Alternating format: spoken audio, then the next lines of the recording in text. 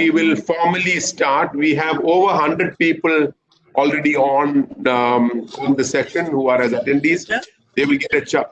For all the attendees, you have a chance. You can ask questions, which you will have to key into the chat that is there, and then we will go through those, and we will try and get the panel to answer as many as possible. Good. So thank you very much, everyone, for being on the call. Special thanks to all our panelists. Very eminent group of panelists who actually are from very diverse areas, different age groups, but all of them who have proved themselves in their fields. This is the second in the series of webinars which Malayalam Manorama is organizing. It is in association with Koshamatam Finance. This session, yesterday we had the first session in which we had a video from Sam Pitroda. We had a long session with him 2 days ago. The findings of, the main recommendations from that were in yesterday's Manorama. Yesterday we had a video from him, and then we had 3 panelists. We had Tony Thomas, who many of you know, who is from earlier with Nissan. He joined us from Tokyo, and then we had Raj Kumar and Chandan Nair from Singapore, who joined us. Today, I will introduce the panelists as I invite them, but a quick thing in terms of what we are trying to do with this is basically we're looking at what is it that the government, that we should all recommend, not only to government, but to companies and others. The language of communication in this session is Malayalam or English, so please feel free to do that. Kerala Sarkarna, അതുപോലെ തന്നെ കമ്പനികൾക്കും കേരള സമൂഹം എങ്ങനെ Covid കഴിഞ്ഞിട്ടുള്ള കാലത്തിൽ എന്തൊക്കെ കാര്യങ്ങൾ ചെയ്യണം, കേരളത്തിന്റെ വികസനത്തിന് വേണ്ടിയിട്ട് എന്ത് ചെയ്യാൻ സാധിക്കും എന്നുള്ള രീതിയിലുള്ള ചർച്ചകളാണ് നമ്മൾ ഉദ്ദേശിക്കുന്നത്. ഓരോ പാനലിസ്റ്റും ഞാൻ നേരത്തെ പറഞ്ഞ പോലെ അവരവരുടെ ഏരിയയിൽ വളരെ നല്ല പ്രവർത്തനം കാഴ്ചവെച്ച് വളരെ സക്സസ്ഫുൾ ആയിട്ടുള്ള ആൾക്കാരാണ് അവരെല്ലാവരും. ഇതിൽ അറ്റൻഡീസ് ആയിട്ട് ഇപ്പോൾ നമുക്ക് ഏകദേശം 130 പേരിൽ കൂടുതൽ ആൾക്കാർ ഇപ്പോ ഈ സെഷൻ അറ്റൻഡ് ചെയ്യുന്നുണ്ട്. അവർക്ക് ക്വസ്റ്റ്യൻസ് ചോദിക്കാനുള്ള ഒരു അവസരമുണ്ട്. ഈ പാനൽ ഡിസ്കഷൻ അവസാനം ആയിരിക്കും, അതിനുള്ള സമയം മാറ്റിവെക്കുന്നതായിരിക്കും. So actually, like I said earlier, our idea is to come up with very clear recommendations post-COVID. We don't need to discuss what happened with COVID and what China did or China did not. But it's very clear that we should be looking at what can Kerala do. Just to give you a quick summary, Pitroda in his opening remarks talked of a few areas we should focus on. He actually said that we should be focusing on food, between the full food chain, on clothing, which means again clothing for the poorest of the poor or for the luxury brands, and he was talking about handloom there. He talked about making Kerala a hub for global education, a hub for global health. He talked about housing, he talked about the ocean, and he talked about the waste management and environment. He said if we focus on that, it'll be good. And he said what really needs to be done is about 100 Keralites from around the world, experts in each of these fields, to get together and work out a strategy on what needs to be done. We had Javad Hassan, who actually talked about the kind of opportunities which were there. And we had Dr. Paul Raj, who talked about actually looking at how we could look at maybe the Vietnam model in terms of trying to see whether we could look at manufacturing happening here. He talked about the biggest strength being the people that we have and the kind of impact that we can do. In yesterday's session, Tony, Raj, and Chandan Nair really talked about, they said don't try it. It may not be possible to attract major investments from China, because if we were not able to attract that before COVID, what is the difference that has happened that we can do that as we go forward, unless we think of drastic change. But one thing which went across very clearly was that education needs to be changed. It needs to be completely reformed. Another thing which came up is that the mindset, not only of the politicians, but the mindset of the Malayali needs to change. All right, the way we look at things is what. A very interesting example which was given, I don't use alcohol, but a very interesting example which was given was about the way we are handling the the liquor and things like that. Somehow there are some things which are taboo to us. Yesterday there was another discussion which came in to say that we should look at Israel as a model for agriculture because of the kind of comparison that we have in terms of population or the diversity in the population, the number of people, the area that we have. So all these are the kind of thoughts which came up and the kind of recommendations that made. So I'm actually going to start today with let me just try to see if I go in alphabetical order. Okay, good. Let's start with Alex. And Alex, why don't you start off? And Pamela, ladies always have a chance to give a. So Pamela said that, and we go ahead with that. So Alex, why don't you start? Let me just introduce Alex. Alexander Varghese from College of Engineering, Trivandrum. He worked with some of the best IT firms around the world. He now is the Chief Operating Officer of UST Global, and he actually heads the entire operations for most of Asia is with him. He also looks after certain business verticals. He's a member of the top management team there. And in a way has been, like VK Mathews and others, he have been responsible for the growth of the large IT companies in Kerala. Alex also is the president of the GTech, the group of technology companies in Kerala. So Alex, over to you. Like I said, 7 to 8 minutes, very focused recommendations. Please, Alex. Thank you, Xavier, and good morning, everybody. Hope I am very audible for all of you. Yes, you are. Please. I'm getting a very rare opportunity to go first because usually I get to the last of the list because of my last name, Varghese. But for a change, I'm going first. You can thank Pamela for that. Thank you, Pam. So I've been actually listening to a lot of conversations that's happened in the last few months about this issue. And as far as India is concerned, as far as Kerala is concerned, there are 4 distinct phases of the disruptive crisis that we are all going through. The first and foremost I would recommend is, I would say, is the react and respond. Second is the redirect to the new norms or the new realities. And third is the rebound to the future. And fourth is the accelerated opportunities. If you really look at India as a country and Kerala in particular, I think we did an extremely good job in terms of how we reacted and how we responded to the pandemic. And we probably will be the first in the country in terms of maybe having a close to 100% work from home, supporting the business of our customers, which are all Fortune 500 and Global 1000 in the space. And that also kind of instilled a lot of confidence in terms of how this small state and the bottom of the country look forward to in having the primary healthcare and supporting the health and security of the people. And that's actually going a long way in terms of building something in the future. If you really look at, I would like to emphasize or categorize 3 paradigms in Kerala's business. One is traditional business where we've been a little bit of success in terms of hospitality, tourism, and medical health, especially in Ayurveda. And it's a no-brainer that we need to strengthen the strengths that we have in that portfolio, especially in the context of the new realities and also how we rebound to the future. I'm not going to talk much about that. The second thing is we've been extremely successful or maybe pioneers in starting some of the industries in the electronic component manufacturing way back in the 70s and 80s. And also we had some success in agriculture early, long time ago, and which kind of died over a period of time, or maybe the growth has slowed down significantly. I think those agriculture and the electronic component manufacturing industry is something I wanted to spend a little more time today. And the third segment of the growth is some of the new realities and new opportunities that has come up because of this pandemic situation and the way the globe is looking at in terms of how to do business going forward. In Kerala, we speak very often about an industry that come to Kerala has to be non-polluting. And we also wanted to make sure that we have self-sufficiency in some of the key areas, and which is going to be very detrimental for the future of the state and future of the country.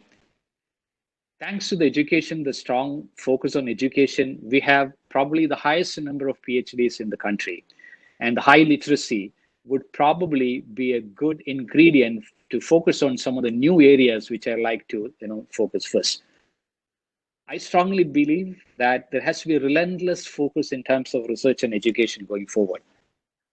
In the area of drug and pharma research, in the area of defense and space research, in the area of automobile research, especially when Nissan started one of the first digital hub in the state of Kerala, I'm sure that we have a high potential for that.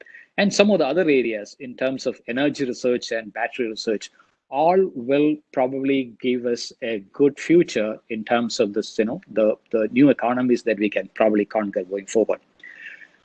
If you look at healthcare, predominantly our success has been in the services space. We've been extremely good in terms of the primary and secondary healthcare services, but I think there are a lot of opportunities, in future for us in the area of digital telemedicines, tertiary care, and clinical research. And also, I wanted to emphasize in terms of the healthcare manufacturing cluster in the space of IoT devices and biomedical area. I will come to that in a little later. And manufacturing, I did mention about this electronic component manufacture. I wanted to drill down a little more. And the education space, especially in terms of the online education and the digital content production and delivery, I think there's a huge potential for some of the industry that is going to come, some of the schools and colleges, that is probably going fully digital going forward. The first and foremost, I wanted to drill down a little more in the given time space is the idea of having an agri-highway. If you really look at Netherlands, the country Netherlands, which has got a total area of 41,000 square feet, probably the number 2 in the world in terms of an agricultural product in the production. Whereas Kerala probably will have around 38 to 39,000 square feet. I strongly believe that, it's an ideal place for agriculture to be focused on. It actually brings economy back to the villages. It actually brings focus to each and every citizen of the country. If you really look at what made Netherlands successful is the impossible feat of combining research technology and a strong collaboration with the farming community. If you really map that to what Kerala have, we have the human capital. We have a lot of people coming back from Middle East and other countries. We have the technology. We have an extremely good services industry, technological services industry who can support this growth. We have IT park. We have space park. We have one of the largest entrepreneurial startup ecosystem. We also have the educational and research facility in terms of agriculture university. I'm saying that we should not limit to what we have today. We actually should reach out beyond Kerala, beyond India, to partner with some of the best universities to make sure that we bring in agri-tech back to the country. And we have lots of financial services in this country in the form of cooperative banks, NBFCs, banks, and other organizations who could actually fuel the growth of this industry. And the last but not the infrastructure. When I look at agri-technology or agri-highway, it is not just producing. We have to really look at the entire supply chain of agriculture, right from farm to the fork. And that is where I would request the government and other people to provide the kind of support systems to maintain the entire supply chain. The second industry I would like to focus today and have some emphasis in terms of the manufacturing specific to the electronic manufacturing industry. Today we see the headwind in China, and there was a lot of discussion in terms of a lot of industry moving out. But as many of you believe, I also don't think that we may get a fair share of it. But I wanted to share some of the initial success that we ventured it in the recent past, and at least in the last couple of years. We partnered with Intel to move to kind of de-risk their China presence to some extent. We started a factory called Coconics in the state of Kerala in Trivandrum. The intent was to make sure that though we entered into the laptop business, eventually our idea was to create a ecosystem, an electronic component manufacturing ecosystem, so that we can go up the value chain in terms of the electronic devices, IoT devices, sensors, and so on and so forth, which could create a local ecosystem and for other industries to survive. And this doesn't mean, our plan is not to restrict to the talent availability here, the technology availability here. We are also looking at partnership and consortium partners from Taiwan and other places. And we've been in conversation with many of those people, and they're extremely willing and happy to come back and set up some of the organizations here. And there are many areas, and post-COVID is going to be more and more digital. And what I've seen in the marketplace is those who start the digital transformation journey, all of them wanted to accelerate the digital transformation journey. And this will increase the consumption of hardware. This will increase the consumption of digital services. And that also opens our ability to support those services going forward. And memory could be a great area because, if we could actually do that. I spoke about this defense research, space research. The entire defense technology probably will be supported by the space. And we have a strong presence of VSSC and ISRA in Trivandrum. There could be hundreds of startups who could specifically focus on those areas and which can actually grow and also set up the research labs here and take it forward. And other thing is we also need to promote quite a few startups specifically focused on hardware research and also ensure that we have the right ecosystem and the support and the financial and infrastructure for taking it forward. And eventually, the intent is to make sure that Kerala become a hub for digital design, engineering design hub, create an engineering design hub which could further fuel the growth and scale to the next level. Though I come from the information technology background, information technology going forward is a combination of hardware and software and the data. So it is going to be playing the role of a horizontal, irrespective of the domain or the focus areas. And everything is going to translate into opportunity for this particular sector. And I think if we have the right kind of ecosystem, right kind of focus on the verticals like the agriculture and the manufacturing ecosystem and the education, I think the future is for Kerala. But we'll have to definitely make some brave move and with the will of the government and the interested nominees, I think we can take it to the next level. I will probably stop with this and then wait for the next round. Thank you. Thank you very much, Alex. Clear direction. Talk about the content development. You talked about the agri highway and the agri technology being used. Hardware research, trying to make Kerala a hub for electronic design. You actually said we need to try and look around the world and try and pick up the best in each of these areas. Now, also in terms of the hardware design, I know that you do a joint venture with Keltron and others in terms of manufacturing laptops and tablets here. So maybe in your second round, try to maybe give a brief thing in terms of how that can be expanded in a big way to meet the kind of new requirements which are coming up now. So thank you, Alex, on that. And one of the requests that I have for all of you is, after the second round and then after the Q&A, I know one or two of you one of you probably needs to move out a bit earlier, but please come out with clear recommendations that we can make. Think of 3 or 4 clear recommendations, which not only sum up your thoughts, but what are coming up in the course of discussion and of the questions that are there. So you make 3 or 4 clear recommendations which each of you can make, and that will be something which is good. I'm now going to call alphabetically. It will have. Let me call VK Mathews. All right, VK, you're on. VK, I can't see him there. Yes, I am. Yeah. You're there. Yeah, VK, why don't you come in next and share your thoughts on the way forward. We were on one of the television channels yesterday. It was 2 people talking sense to 3 politicians who I didn't want to say no, but still, anyway, that's it. But go ahead, yeah. Thank you, Vijay, and thank you, my fellow panelists. Just to, I'll give you a little bit of a background, and I'll also talk about the existing businesses and what we should be doing to tide off the crisis and the post-crisis. Then we talk about, in the second part, I'll talk about the areas for Kerala specifically. Now, if you clearly, it is a motherhood statement if I say that this is the biggest crisis of our lifetime. Every sector has been impacted. The sector that I represent, technology for travel, our travel industry is deeply impacted, hardest hit.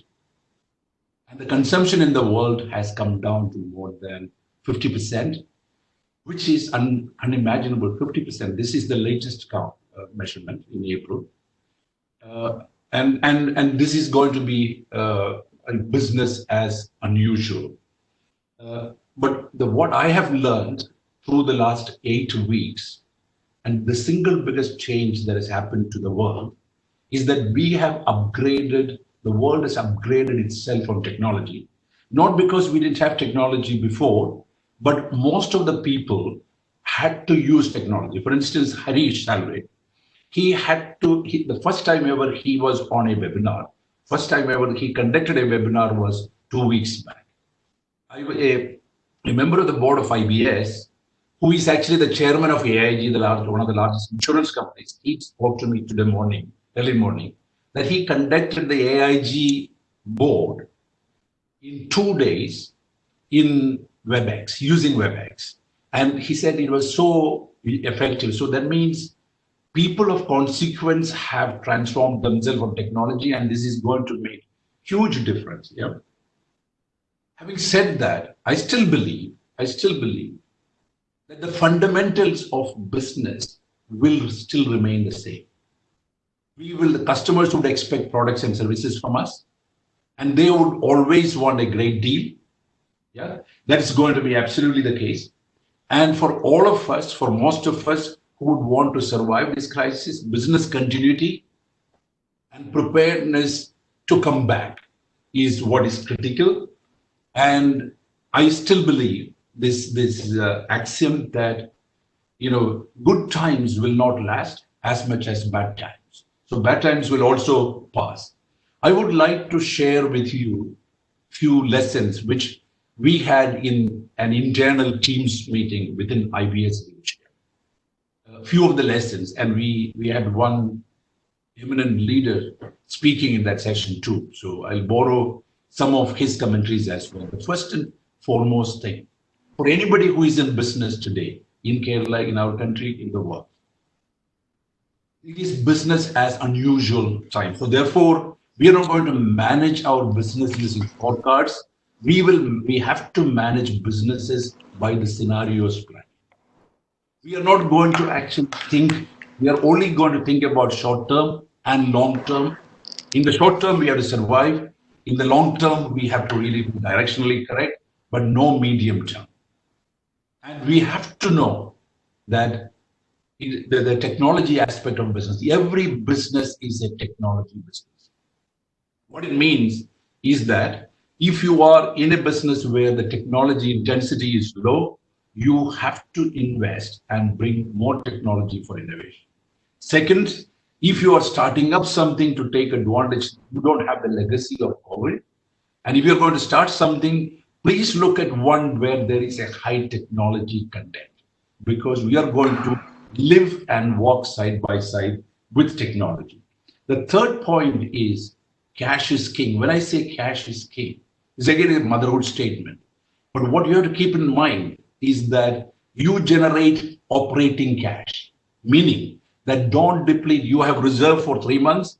You're not going to deplete on that. You should be able to, manage your expenses within your means. Is extremely. You have to monitor all the source of cash, chase it, track it, and all the sinks of cash. And you have to be absolutely doing that. And in this process, whether you are a plumber, whether you are a small, medium, or large enterprise, let the customer's voice be heard. When you are focusing internally in the crisis, and when you are actually worried about the crisis, please do not forget to listen to the voice of the customer. And not only by the sales team, the entire organization should do that. And I would even say one more thing. In these times, We all have studied Jim Collins' book in 2001, Good to Great. I would like to change that term. We have to be great to good transformation. We have to be great in performance, but we have to be a good company. What it means, and it comes from this fundamental fact that you cannot have a thriving business without a thriving community. Community focused, purpose driven, and values led. Yeah, purpose driven. So good to great is great, but I would say great to good is something that has been taught to us. Yeah, so that's an extremely important aspect. Now, another important point is people and talent. This is the time. It is clear, even the fundamentals will not change, the manifestations will change. This is a time to invest in your people. The way in which we are going to work. So I was asking my team, all the leadership team, what do you see as the 3 major changes in your target business vertical, whether it is in cruise industry, hospitality industry, or aviation or whatever? And how are you going to respond? Tell me within 30 days. I don't want to have a prolonged one. Second, what are the 3 major changes in your work practices? We have converted ourselves into a work from home in all 25 locations around the world. And work practices are changing. So what are the major changes and how do you improve on them? And what do you see as 3 major risks that you have to mitigate? And so these are some of the basic principles that we should be observing, Vijay. So I'll pause here. And this is mostly for those who have a business, however small, medium, or large. These principles are very important. And we really have seen this playing out here. And in the next pass, I'll talk more about what should be our target areas and what government should do, companies should do, and public should do. Thank you very much. Thank you very much, VK. For those of you, I mean, we have over 200 people attending this session, and for those of you, I mean, you just heard Mr. VK Mathews. VK Mathews is someone who's held IIT, and then he was with Air India, then went and was in the Middle East with Emirates, very senior position there, decided to throw away a comfortable job, got into entrepreneurship. He's not looked back since then. Actually went to Bangalore, came to Trivandrum, and then became very successful there. He gave up his deposit for the building that he had wanted to take in Bangalore. And long story short, IBS headquartered out of Trivandrum is now globally there. A time when it's very bad for his part of the industry because the airline industry is all grounded. But luckily for him, he's not into services, it's in products. So if an aircraft has to fly, they need to use his product. So that way things are good. VK Mathews also is for the chairman CII earlier, president of GTech, several positions he's held. Also is on the digital advisory board to the Chief Minister of Kerala, NASCOM National Committee and things like that. So thank you, VK, for those, what I would say the guiding principles to survive in business during COVID times. But in the next round, I'll definitely expect you to come out with some recommendations which can go. So this part is good for those who are in business, and the next part is where you can do that. I'm now going to request Pamela Mathew. She's actually hers is the oldest electronics company in Kerala today, set up by her father years ago. But they're probably one of those who've diversified so nicely from what they were doing and got into different verticals. If you drive a car in India, the chances are that they have OEM products within it. And also someone who's, I like the way she said the new norm is not ladies first, because I think she's somebody who's come up in an all-male area, probably the first lady president for CII in Kerala, I think Management Associate, she was in South India, CII, several bodies that she has headed. Always, I would say, even though she's second generation in this, she's been very entrepreneurial, and they have factories in multiple parts of India, but they're in the electronic manufacturing part, and they've actually survived the period when people said manufacturing can't be done in Kerala. Pamela, the industry for so long. You know the ups and downs that Kerala has gone through. I know the way you held, you how determined you all have been in getting things done, and how you have faced challenges that have come up in the past. But when you look at a challenge like this, I'm sure we've never faced a challenge like this before. It'll be good to hear you in terms of what it is that we should be doing as we go forward. Basically, I would just try to introduce the situation of how the economic activity. Can you hear me? Yes. Yes. Economic activity has had to change. In fact, the challenges of manufacturing, I would divide it into three. One is we have been used to very much sound supply chain system, which was scheduled months in advance based on demand projections, which now we find has to be corrected because of the continuing breakdown of the supply chain. Number two aspect is production schedules.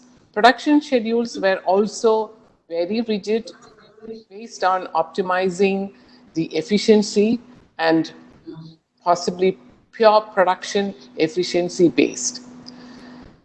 That possibly the focus now has to be shifted to production performance for survival. Number three is basically on the struggles to meet our commitment in operations cost, which includes labor and also as far as other costs are concerned. This is very challenging, but I'm happy that our employees have realigned themselves to a direction where we have to cut costs wherever possible, renegotiate on major issues, defer certain payments, which possibly we can afford to move it to the future, reduce marketing and operations expenses. These are challenging, but I'm happy that we have been able to address these three aspects from the point of view of supply chain, production, and also controlling our expenses. Kerala, of course, is facing a challenge from limited local production and also with the returnees from Gulf or elsewhere. We have to come out of this phased reopening from a big hole, a deep hole, I would say. One size fit for all rule, therefore, have to change. Is no more relevant, it is irrelevant.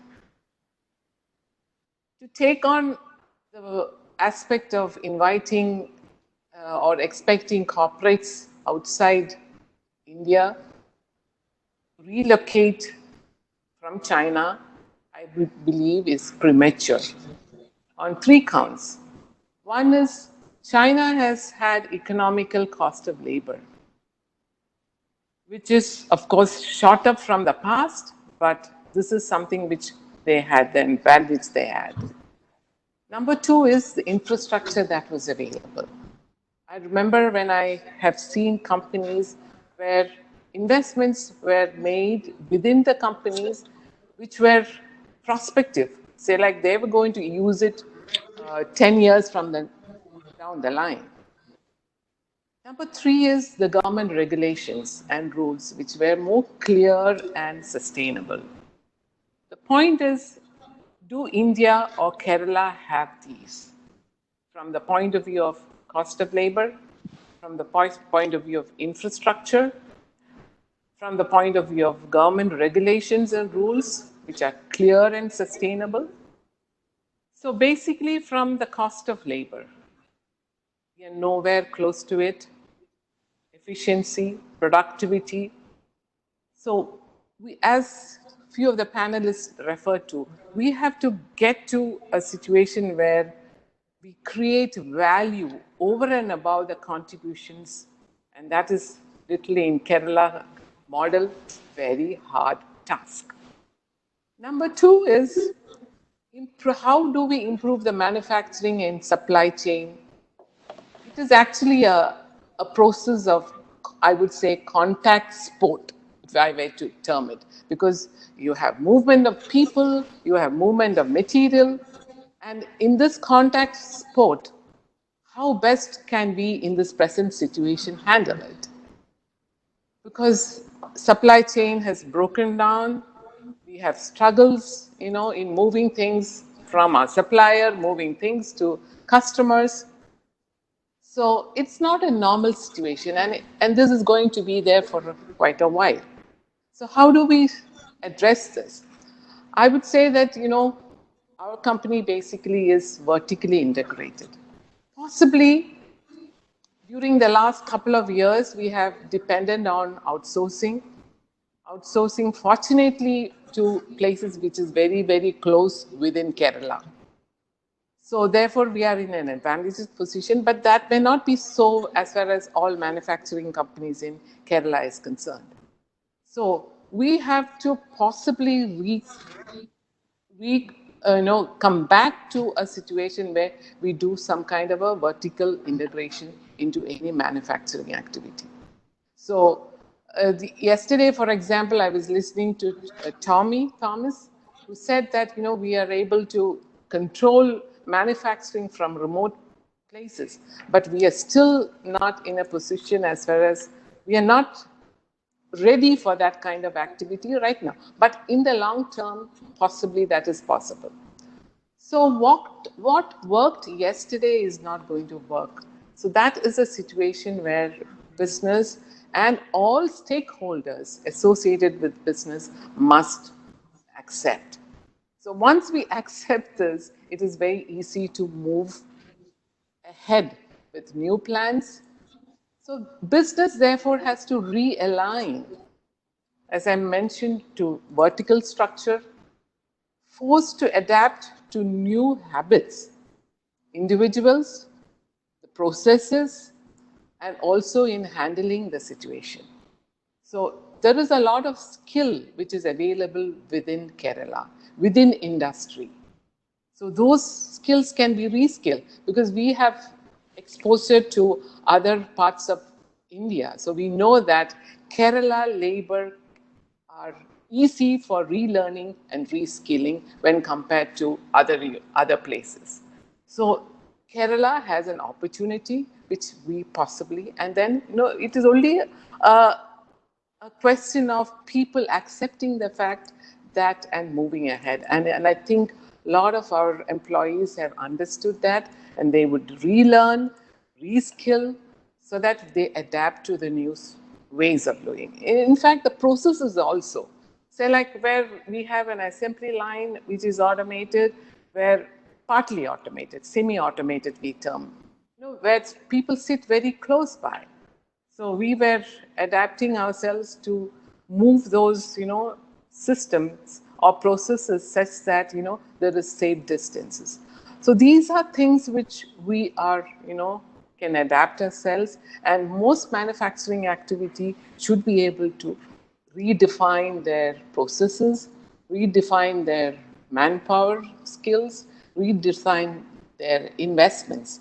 I would say come back to vertical integration and outsource to units which are close by, so that we are giving an opportunity for them to create employment, and therefore you are also breaking the supply chain, which to some extent, not on materials, but at least in sub-assemblies and things which are an input for our manufacturing. So what is that the government or all other stakeholders can do or in this regard? Central government, as far as central government is concerned, modify customs excise rules which are manufacturing related so that we are able to contain cost. If anybody wants an explanation to that, I'll come back to that. But briefly, say like it is not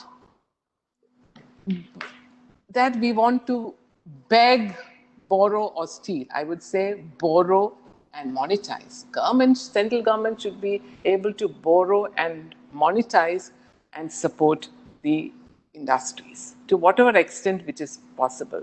Because, and also government has to have a policy whereby there is some kind of a government spending to protect growth as far as all segments are concerned. The other is with regard to state government. State government have limits as far as land holding is concerned for any individual industry. So that has to be cleared. Not allow dwelling places to be set up close to companies. We are a company with 50 years of existence. There are a lot of dwellings which have come around us subsequently and caused problems for us because the pneumatic system is making noise at the middle of the night when we are operating, so the neighbors complain and this goes to government and then the panchayat comes over us. And these are things which should not be allowed. I mean, typical case of this gas leak which has come. That company was, I'm told, was set up in 1961 in suburbs. And subsequently all the dwellers or people came around, set up their houses. This is something which the government should be taking forward to protect industry, especially manufacturing. So because sound is something which can be caused because you have generators, irrespective of how you try to close or prevent noise from going around. But still, there are situations where we have had, in the middle of the night, the neighbor says that, there's a noise from your pneumatic, air compressor. Because air compressor, we can't just close as in any other case. So there is a requirement to modify rules. Prior permission to be given, and possibly units can file their requirements after they have undertaken. Okay, there are basic rules which have to be operated or observed, and instead of prior permission, state government should be able to give us post permissions, and also allow companies to take tough decisions. For example, during lockdown situation, it was like a layoff situation. So we re-engage people based on needs of the company. We're not calling all the employees to come back because there is no orders to keep all of them occupied.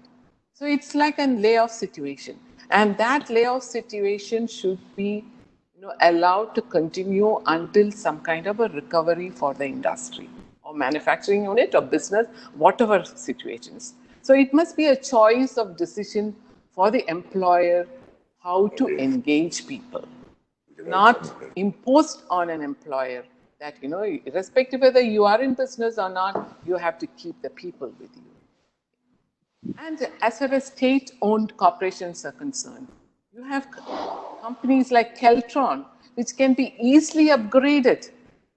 Give it into the hands of private companies or businesses without the old baggages to carry with them for upgrading. And then I'm pretty sure these companies which are like the rocks of their past can be realigned to be utilized for further manufacturing of technology-based items which Kerala can accommodate. The other is basically that massive built-up space is available all over the place. There are a lot of companies where, even in the service sector, where offices are lying vacant. That can be used by the government for new technology. For example, Alex was talking about new technology aspects of manufacturing, which can be accommodated in these, spaces which are available. US technology, for example, have massive, impressive, facility, state-of-the-art technology. Products can be, manufactured in those facilities, which possibly right now is lying vacant. So there must be, companies or businesses must be allowed to make over to products or change to businesses which is suitable without prior permission, but well within the norms of and rules of the state government or central government, which possibly needs some kind of an amendment also. I think I would stop at this point and say that, businesses right now, though we are going through difficult situation, will be able to come back with the help of all stakeholders, employees, employers, government, customers, suppliers. And I'm very optimistic about that, but I'm not very optimistic of, hunting around for Chinese relocation companies. Thank you. Thank you, Pamela. As usual, very passionate about what you do and the kind of thoughts that you have on the manufacturing sector. The suggestion about Keltron and trying to give it to somebody who will really run it well, I think is great. We need to see how much of that government will accept. But good thoughts in terms of how industry is coming out of it, the kind of challenges that are there. Okay, Johnny, can you? Okay, just to Johnny Muthoot is actually the the senior most person within the Mathews group now. Somebody who is from being very quiet in business. They've been working in various sectors, NBFCs, tourism, automobile sector. Johnny is now the president CII, and what I thought would be good for him is to probably talk a bit about the tourism sector, which is in a very, very bad shape today, and something on NBFCs and overall in his capacity as chairman CII also. Some thoughts would be good. Over to you, Johnny. Yesterday, today, and tomorrow, we're going to discuss on how to bring more investment to Kerala and create employment. So before we get into that, I think we should also take some time to discuss what about the survival of the existing business and how can we protect existing employment. So these are things which we need to discuss, because the existing business and existing employment has a potential to grow, and that can create more employment. I think this is a good forum to discuss that also, because when we talk about investment, homegrown investors in Kerala should be the best ambassadors to promote Kerala. So I think that should be also a point to be discussed. So I'll just go through two sectors, of which we have around 22 sectors which has been severely affected. I was just listing out last week, of which two sectors which has been severely affected is the travel and tourism, and also particularly in Kerala, the nano, micro, small and medium enterprises. I'm not referring to manufacturing, I'm referring to the retail. So if you look at the retail space in Kerala, it employs, self-employs, and also employs almost 20 to 25 lakhs of people. It's a big sector which a self-employed person might employ one person, or a small shop, nano enterprise can maybe take 2 employees. In Kerala, we have a format up to maybe employing 200 people, maybe a jewelry shop or a large retail format. I'm not referring to the malls, but the bigger retailers are today employing around 200 employees. These are all employment opportunities of Kerala. And tourism employs around, directly and indirectly, around 15 lakh employees. And it contributes almost 10% to the Kerala GDP. In the last 10 years, if you refer to tourism, it has a good run. Actually, except 1 year, 2018, I think Kerala had last 10 years of good occupancy and inbound tourism. So, and one industry which can easily rebound is tourism. And if we get our act right, I think tourism is there to survive. If you have to go specific into tourism, I think the segment is very sensitive, and the smallest murmur in or small advisory of travel can affect the MICE, it can affect inbound tourists. So we should be cognizant of the fact that this is a very sensitive sector. So in the last 4 years, we had a series of disasters starting from Nipah, then we have the Kerala flood, and then last year again a flood, and now it's a complete lockdown. So what has happened to the tourism industry today is that it's totally shut down. We have around many small properties, from the smallest property to the largest property, the 5-star deluxe resorts, all are shut down today. And I don't think the resorts can come back till September, November. It has retrenched a lot of people. People are all around 75% of our employees, maybe out of the 15 lakhs employees, around 75% of employees are today jobless, and they have lost their income also. But we should not forget they are very skilled, and they are idling at home today, waiting for the resorts to open to come back. So this is something which is something to be thought of today, because a specialized industry employee idling at home is not the good thing we should be looking at going forward. So today the tourism industry and the transport industry is of zero revenue, and it doesn't earn anything at all. I am recommending, for the survival of these businesses, all of these businesses need cash, whether it is the small enterprise or whether it is the hotels, resorts of any size. We have, with due respect to all the announcements that has come so far, today also I think at 4 o'clock there is an announcement. All these announcements, what we are seeing is that one is more complicated than the earlier one.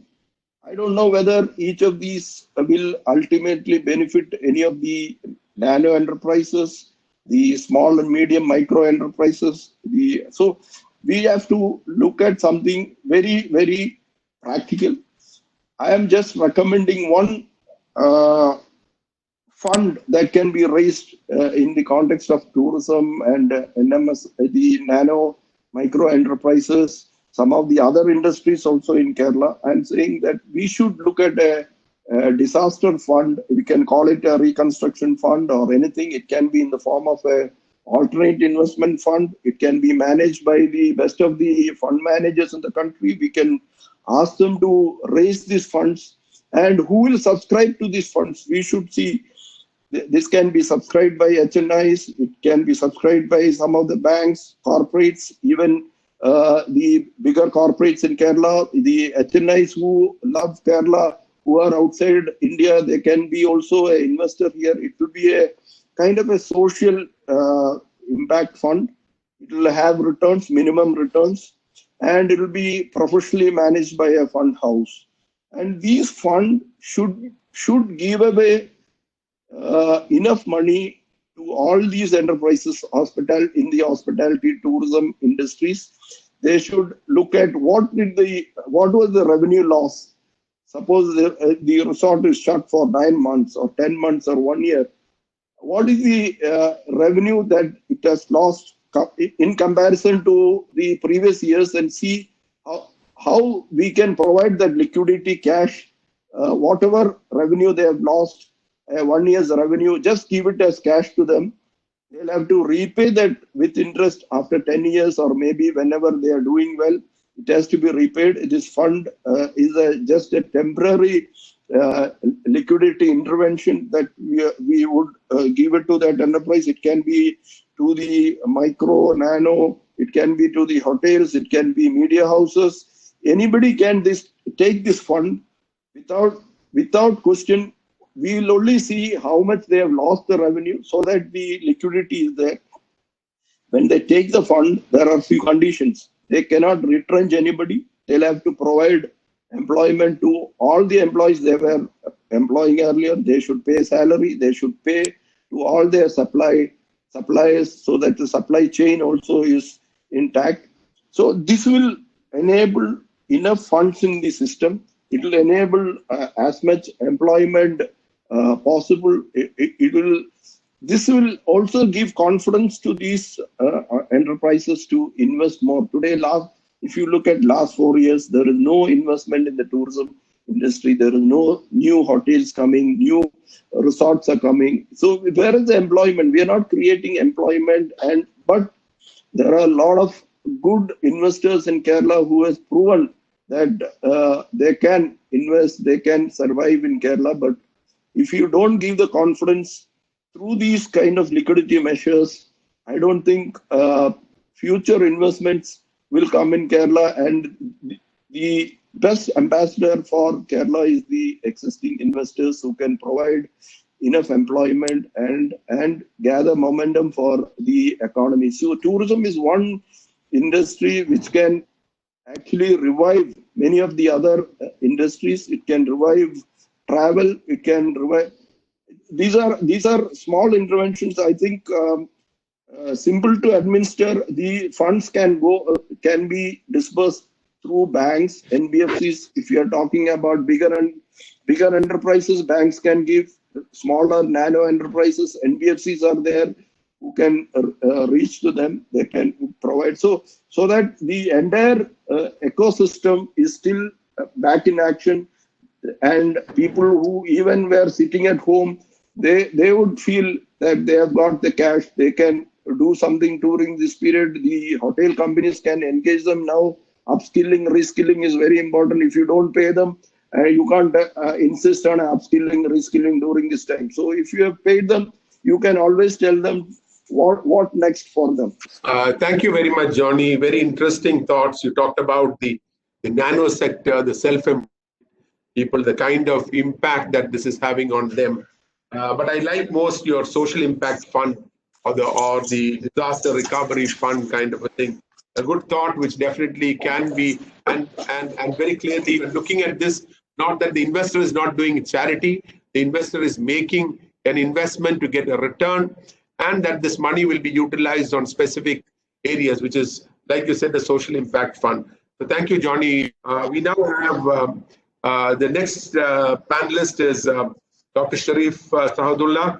Dr. Sheriff Sahadulla is an American-trained doctor.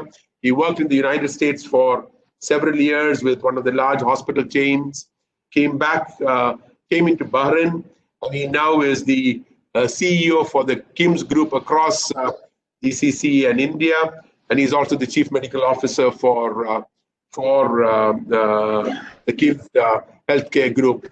And healthcare is one sector which definitely is going to go through a serious change here. So it'll be great to hear you, Dr. Sheriff, on what you think should be the way Kerala should go ahead and the kind of challenges that are being faced today. Dr. Sheriff Sahadulla, please. Hi, good morning, everyone. First of all, I've been giving a lot of webinars about what we've been doing as a healthcare organization. And although it seems that there's no end in sight, it's never too early to talk about our short-term and our long-term, what we're going to do post-COVID. I'll just say one thing about Kerala and its efforts. You know, Kerala has been hailed as one of the models to follow for flattening the curve, and I think it was due to great teamwork and a coordinated action at the state, municipality, and local community levels. But the real test for Kerala is really going to be over the next couple of weeks with the repatriation. I live in Bahrain, and when we had repatriation of nationals from Iran, we saw a spike. And so I think we just need to be prepared for that. But one of the things that Kerala has shown is really its resilience. We've had epidemics, we've had natural disasters, and Kerala has always bounced back from that. And I think Kerala will recover and will be primed for investment. And I'm going to focus on investment in healthcare, largely because of the interplay of literacy, education, and technology, which is so prevalent in Kerala. Now, we used to say that, every company would be a digital company. And I think in this post-COVID world, we're looking at every business being a health business. And we see a lot of companies investing. I read somewhere the Ferrari, the car company, has hired. So I was just saying, I read somewhere about Ferrari, the car company, hiring microbiologists to evaluate safety of employees in the workplace. So I think out of all of this, there will be a new health economy that emerges. And I think every business needs to see where we will fit into this new economy and this new ecosystem. I think the other thing is that there'll be disruptors that are entering the health space. Tim Cook, CEO of Apple, was asked what will Apple's greatest contribution to healthcare, to mankind be? And he said it would be in health. And I think this is an area where, because of Kerala's investment in technology, the technoparks, Kerala has the ability to be a center of some of this new development. Now, one of the things that we'll see in the post-COVID phase is a general greater investment in healthcare spending. I think government will spend more on healthcare as a percentage of its GDP. There will be a transition from sick care to more preventative care and further to population health and looking at the general health of a community. We expect there to be greater public-private partnerships in some of these population health initiatives. Primary care is the center of population health, and I anticipate healthcare organizations looking at putting more investment into a greater community presence, and that the volume of patients in the hospital will actually decrease. And that itself will help with some of the social isolation requirements in this post-COVID world. So we'll have community hospitals, community centers, and then the hospitals will have sicker people with more complex issues. Another area is really that of education for Kerala. Now, we've heard a lot about burnout in healthcare providers because of COVID. And perhaps we're not seeing that much in India or where I am in the Middle East, because it's not as bad as it is in Europe or perhaps the United States, where the frontline workers, healthcare providers, are truly getting burnt out. But what this will cause, to some sense, will cause a brain drain from India. We've seen countries easing up visa restrictions so that healthcare providers from India, other places, can go there to provide care. We all know that nurses from Kerala are in demand, all over the world. And I think that will even be more so in the post-COVID era. So we need to prepare our nursing institutions, medical education in general, healthcare skill acquisitions, and I think a lot can be done in the Kerala market for this. We've talked about travel. I think a lot of people talked about travel and the impact that this has had on travel. And to a large extent, we used to say that the world is getting smaller. We used to travel everywhere. And I think a lot of that is going to stop, and to a large extent, there's going to be a diminished trust in the post-COVID era. And that will force us to look at buying more local products or doing more local activities. And I think by purchasing more locally, there can be a greater CapEx benefit for healthcare organizations, and really looking at local products and local activities. With the stimulus package that's coming about, I think we can expect push for more self-reliance. And Kerala has always been more reliant, and there'll be a push for micro, small, and medium enterprises. Device manufacturing in healthcare is an area where Kerala can really stand apart. Even our clinical engineering has built a very low-cost ventilator. And these low-cost ventilators can be used in these pandemic type of situations, or can be used routinely in some of the smaller hospitals in the community that may not be able to afford the large international brands of ventilators. Similarly, dialysis machines, monitors used in the intensive care unit, all of these things can be manufactured in India, even lab reagents, PPE, and this will allow the state to become more self-reliant and will be able to give more affordable care. The other area, and I think one of my colleague speakers spoke of this earlier, is really in the area of pharmaceuticals. The world was looking at India for the hydroxychloroquine and other antiretrovirals, and pharmaceuticals is an area that Kerala can also have a huge impact on, and again, that will lead to more affordable care. We know that Kerala has been a hub for high quality care. And I think in addition to this, there needs to be a lot more that healthcare organizations are doing in the field of research and development. I think in the future, there will be a lot of focus on infectious disease.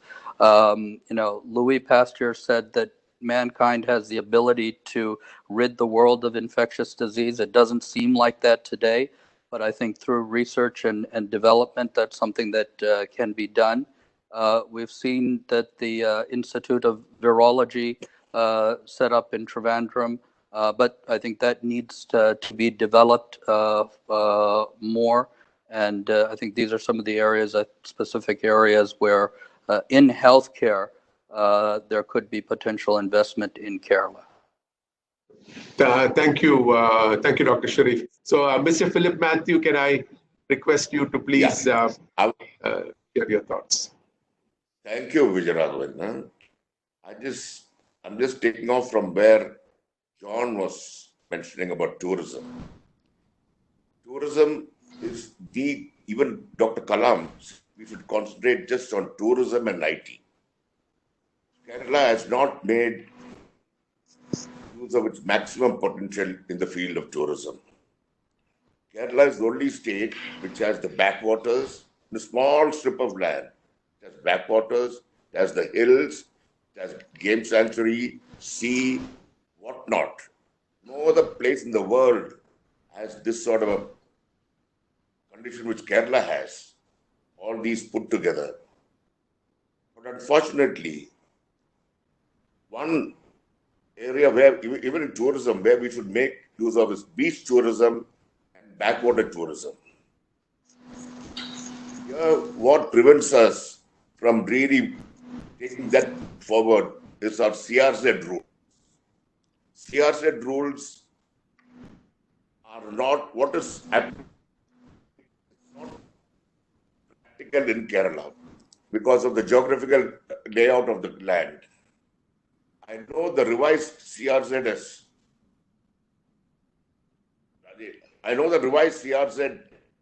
rules are under formulation, but it hasn't been published. The earlier that is implemented or published, the better it is for tourism. We've written a few editorials also saying that the CRZ rule has to be relaxed, make the government speed up that process. We've written a couple of editorials for them to speed it up, but nothing has surfaced as yet. Nothing has materialized. That I think this webinar should impress upon the government that at the earliest. So backwater tourism and beach tourism, we have to make use of to the maximum potential. Do you have any comments on that? Johnny, do you agree with him on that? Yeah, I very much agree with you. And what has happened in the last few years is that the hotel industry, because of the series of disasters, nobody was confident to make any investment, and also on the because of the CRZ uncertainty, people were not willing to invest anything in the tourism sector.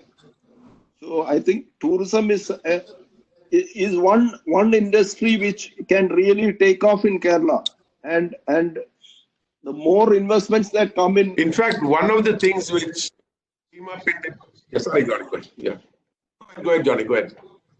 So the more investments and more visitors that come to Kerala would be a kind of a projection for Kerala to invite investors.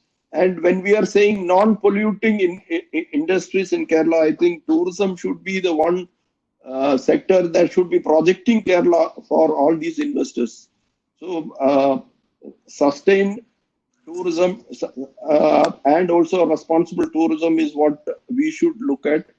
And this is a big employment generating industry. Directly and indirectly, it can provide a lot of employment, and we need world-class resorts, because a lot of money goes into the government exchequer also when you have world-class resorts, because almost 28-30% there are taxes which will go into the state exchequer. And 1 year, I would always want at least 1 year the government should focus their resources, maybe a budget allocation, extra budget allocation for building tourism infrastructure. See, if you look at the last 30-40 years, thanks to Jose Dominic and brothers, I think the entire investment in tourism has been from the private sector, and people have been following Jose and family. A lot of investment has come into Kerala in the tourism sector. Thanks, Johnny. Thank you. I think one of the things which comes out of what Mr. Philip Mathew just said is predictability. Okay, you know there is a CRZ rule which has come out, but it is not getting implemented. You know that we say that there is a single window clearance, but then when you go to the first window, they open up another one. Then you have multiple windows which come up. So one of the things which even came up in yesterday's discussion is predictability. I think the businessman does not want things to be ambiguous. Ideally, what we should be doing is to look at predictability coming about in every rule that we have, and ensure that there is no discretion available to the bureaucrat who's implementing. So it is necessary to have very clear guidelines. And yesterday you heard Raj's discussion. I had mentioned that earlier, but the interesting thing about that was you'll be surprised that if you want to do assessment of a building in the heart of Trivandrum city, you have to get a certificate which says that there are no Adivasis living around that. Okay, so that is the kind of things which we ask, and this is something which is very you wonder why we have those kind of rules, but then it is somebody's discretion. Somebody has to give a say, and these are things, give a certificate, and this leads to a lot of corruption. So thank you very much there. On the IT side, which you want to say, Mr. Philip Mathew, or on manufacturing, is there anything that you would like to add on there? Okay, thank you very much. So we are getting into this. Yeah. So please post your questions in the all those who are attending, please in the chat portion that is there. I'm going to request Dr. Sheriff Sahadulla, because I know he has to move out after that, to actually say say a few words in terms of what it is. We will probably do 2 to 3 minutes per panelist now, where we are looking at clear recommendations coming out on what can be done, and then we will open up for question and answers after that. Dr. Sheriff Sahadulla, please. Thanks, Mr. Vijayaraghavan.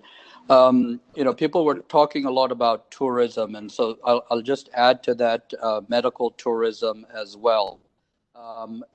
Both tourism and medical tourism, Kerala was promoting very aggressively, and that's an industry that's been hit very hard, but that is something that will take time to bounce back, but I think it will still be a significant contribution to Kerala, and something that we need to focus on in this recovery phase. One of the things is that 70% of healthcare in Kerala is in the private sector, and so I see it that there's a lot of potential for further investment in healthcare in Kerala. But really, one of the showstoppers, and I think people have mentioned this, is the bureaucracy that organizations face in getting things started. Companies need to be able to start business easily and to get approvals easily. Kim's is now building a new block in Trivandrum, and it took us 4 years to just get the environmental clearance for our new block. So organizations will run away if this is the type of investment challenges that they face. Our private equity partners and their LPs, for the last 4 years have been asking us why it's taken so long. And I don't have a clear answer for them. The other thing is, I come to Kerala probably twice a month, at least pre-COVID. And invariably during one of those visits, it's Hartal. And so the things like the union activities and the Hartal are also detractors to business and improvement in investment. And I think there are also opportunities for Kerala to improve on its infrastructure in general, roads, transportation, and other things. Kerala is a lot better off than some other states, but I think improving in the infrastructure will also help to attract further investment into any industry. Thank you very much, Dr. Sheriff Sahadulla. I'm now going to ask Thomas John Muthu to actually come out with his clear recommendation, anything which he would have missed out earlier. So thanks, Divya. See, one aspect which we should look at in tourism now is that we have to talk about the softer aspects of the Kerala tourism, particularly with the brand which we have built now, with the kind of how we handle COVID and Nipah, and all these are bringing out good narratives for Kerala. And I think we should utilize these stories, because this is how Kerala can be rebranded. I would say that we'll have to reimagine tourism Kerala, because whatever we were doing so far, I think it needs a turnaround, because the conventional marketing and the conventional branding of Kerala, I think, should change, and we have to look at how we can bring out the softer aspects. When I say softer aspects, we should focus on health and wellness. We should also bring out some absolute numbers as to what absolute numbers on social impacts. So, for example, how much of carbon offset are we Kerala contributing to the whole country? If you look at, there is a huge number we can project, saying that this is the carbon offset we do. We can also project on how the renewables. We have been a state which has been generating hydropower, and now we are getting into wind and solar. Wind is already there, solar we are getting into. So these are these kind of softer things of Kerala should be projected. And last, one important, the tourism is going to be very local now, because we will not see the kind of travelers. So when I say local, it's not the local Kerala people visiting resorts. I'm saying we should invite the second, third generation of Kerala Malayalis in US, Europe, who have not been visiting Kerala. We should come out with a campaign saying that visit Kerala and let them be tourists. They have to stay in the resorts. They'll have to go to their village from where their parents or grandparents have come. They should go and see the village. Then they'll have to stay as a tourist in the resorts. Spend some money in Kerala, because this is how you can bring demand for tourism in Kerala. I think there is a good number of second, third generation Keralites in US and Europe. I think they have not been traveling or coming to Kerala for various reasons. I think we should promote, it should be a campaign that we promote all these second, third generation Malayalis to come and see Kerala. Now, Kerala has been in the forefront of fighting COVID. They should come and see their home state and home village. Once things become safer. Yeah. I said once things become safer. Yeah, maybe 9 months down the line, because we should expect these people to travel and not be foreigners to come, because it may take time for them to come. We can always. One of the things which we heard in yesterday's discussion was very interesting, where they actually said that most of the cruise liners actually have got full bookings for a year from now, which means it could be an interesting thing for us to start marketing and saying that safe place to come, and look, let people start booking for the next season, okay? And then trying to see, and then once they've done it for a season later, you will suddenly find that they will start coming in closer before that, because they're a specialty. I think Tony heard it from VK Mathews only. He's the one who said to Tony on the cruise booking. Thank you, Johnny, for those inputs. I now request Pamela, Mathew, on your second round, a few minutes, if there's anything specific to look at, and I'll get the other panelists.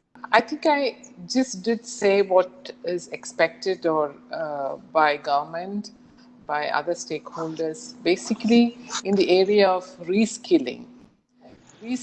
Some of the reskilling can be done within the organization, but there are a lot of reskilling that has to be done with regard to a lot of things which we do not know right now. So any skill centers which already, we have skill centers like ITIs and all that. These skill centers can be specific on areas where manufacturing processes can be improved. So that would possibly help our people to get skilled.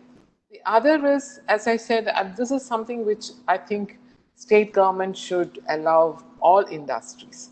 No prior permission, but within the framework and the guidelines which is available, whatever is done, shifting from one business, to the other must be, at the discretion and ability of the employer or business head, instead of getting a prior permission, say like, Kim's, for example, for 4 years, they were waiting for some kind of a permission. This is something which we should not allow, because things have to move quickly. Anything, for example, there is a lot of uncertainty as far as demands are concerned. So companies or businesses must be in a position to move as the changes which take place in demand and habits. So if that has to wait for several months for getting clearance, it's something which is not recommended or advisable or a desirable thing to be done. So these are areas where immediately some kind of, amendments to certain aspects in the rules should be forthcoming as far as state, because central government has, empowered the state government a lot of these local rules which can be changed. And as I come back, for example, land regulation, land ceiling limits for industry. This has to change because land holding is necessary, especially in this context. You have to have more space for spreading the people with social distancing. So you need more space for people to move around. So which means the companies have to have more, land available, land with them to, actually move ahead. So this is something which state government should be doing immediately. So this is what I have as far as recommendation is concerned. Thank you. Actually, one of the things which we are all afraid to talk about is the need for reforms in the, in the Land Ceiling Act. Okay, nobody wants to talk about it, or you talk about it in private, everyone says, okay. For example, you have rubber, and rubber very clearly everyone knows is not going to last for very long. But if somebody wants to do vegetables in that place, and he's got more than 15 acres of place, and he's because under the land reforms, only rubber, tea, or coffee, or cardamom you can do. You can't do vegetables, you can't do fruits, you can't do flowers. So very clearly, it is necessary for us to relook at the Land Reforms Act and look at what is going on. I'm not telling that you need to put up apartments there or factories there, but if you've got a very 100 acres of land where you're doing tea and you want to plant vegetables there, but you've got 50 processing unit, it should be allowed. So very clearly, there is a necessity to completely think out of the box if we are looking at getting out of this mess created by any one of us, something to which we all are, and I think every sector is really suffering before that because of that. Is Coconics planning to set up plants in other parts of India? And the other question was from Ravindranath on microelectronics and high-level chips being manufactured here. To answer your question, Ravindranath, I think the intent or probably a long-term plan for Coconics is to go beyond Trivandrum, go beyond Kerala, and probably go beyond other states as well. The reason being, a fundamental principle on starting this is to create the component manufacturing ecosystem. But we have to enter at some stages of the life cycle, and we had some assurance from the government in terms of aggregating the demand, and we thought that that will probably give us a jump start in terms of creating the ecosystem. And the plan for the next 18 months is to kind of look at the various components that go inside the laptops and kind of looking at indigenizing that. When we talk about indigenizing, if you have a capability of manufacturing the power pack or the chassis or any of the other components, at the moment we are looking at, I think, 50 to 60% of the components. We are willing to bring in anybody who can actually be part of the ecosystem and deliver that component, so that supply chain could be in a control. And we are not limiting to that. We also have plans to go up the value chain in terms of servers, IoT devices, and other components which could be part of that. I think this has got a lot of relevance in the conversation which I made earlier, and also Dr. Sheriff mentioned earlier. If you really look at healthcare system, healthcare manufacturing, a lot of IoT devices, wearables, and all the devices that he's talking about from a self-reliance perspective could be under the umbrella of this electronic component manufacturing ecosystem. And I think if we could create the nucleus for that, and if Coconics kind of organization come into play, I think we could actually take it across Kerala, as many of the components which is required for this could be even done at home by unemployed women and other people. So, and where we could actually tackle and go up the value chain in terms of completing, fulfilling the supply chain. And I was also mentioning about the opportunity in this space, in the context of the defense and the aerospace, research. When I was talking to one of the senior guys in the space center here, even today, the Indian defense is going to probably get the technology feed from Indian spaces as a transit. So, and that is where the volume and everything comes into the picture. So I think in the nutshell, I think Coconics or Coconics like organization will have a long future. But I think, it's all depends on how we create the ecosystem and look at, and taking it forward. If you're done now, I'll request Mathews. And the reason for, I said that Alex would be last, I request BK Mathews to come in towards the end before we open up for QA, because I know there'll be some recommendations which he wanted to put through, which I thought would be good to start off. It would be good to. So BK, please. Thank you, Vijay. Yeah, very interesting session. Please. This part I would like to actually highlight what are the sectors that we should be focusing on. And I have a different take on the China situation. The reason why I feel that there is an opportunity there is because there is growing discomfort there is a growing sentiment against China. That's really happening. That is subjective as well. But at the same time, it is also a fact that most of the Western world did suffer from the breakdown of the supply chain. And a single point failure assumption about China is really true. And the third aspect is growing dependence on China is seen as a national security issue by many of the countries. So this is real. So I'm not saying India is competing with China on manufacturing, but people are looking at an alternate location. And India can be that because most of the Western world is comfortable with India being a democratic country. So, and how do we achieve and what are the areas? Smart manufacturing is the area to go, the smart manufacturing. We talked about, mobiles and wearables and, healthcare equipment. All of that is, or healthcare devices, all of that is an opportunity. And how do we go about doing this? We have in most of the big manufacturing firms or tech firms in the world, whether it is Google, Apple, Microsoft, we do have people from Kerala. We should identify, reach out to them, and we should be campaigning to get them. And we can also connect through CII and many of the trade and industry organizations, the existing companies which have the capability and who will be able to provide a head start. So, and of course, this would require reforms from the government as well. So smart manufacturing is one area we should look at. Another very important one and great opportunity for Kerala is the business process management. The three things, the flows of economics, basically trade as well as capital and people movement is all going to get revamped. The IT-enabled business process, high-end business process management is going to be a great opportunity with more and more trans-border e-commerce and trans-border technology dependence. And the number one outsourcing agency in the state should be the government itself.